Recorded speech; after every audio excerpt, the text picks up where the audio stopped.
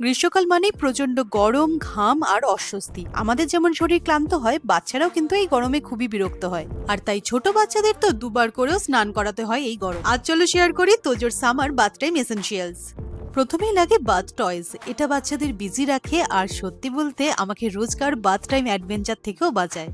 আর একটা super gentle baby shower. এই গরমে ঘাম, গরম হাওয়ায় এমন একটা সাবান চাই যেটা হবে মাইল্ড, ফ্রেশ গন্ধও আছে আর বেবি স্কিনকেও যেন সফট রাখে। আর তাই আমি ইউজ করি জনসন ময়শ্চারাইজিং বেবি সোপ। এটা শুধু আমার বেবিকে ক্লিনই করে না, এতে আছে 78% TFM।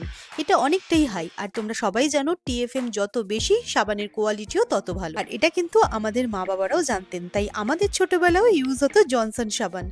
তবু আমি একটু রিসার্চ করেছি আর দেখেছি এই সাবানে কোনো হার্মফুল কেমিক্যাল নেই আর এটা 100% ডার্মাটোলজিক্যালি টেস্টেড। তাই এটা আমার বেবির জন্য বেস্ট চয়েস। আর লাগে একটা সফট টাওয়েল। এই ছিল আমার বেবির জন্য সামার বাথ কিট। আর তোমাদের বেবির জন্য বাথ বাস্কেটে কি আছে আমাকে কমেন্টে জানিও।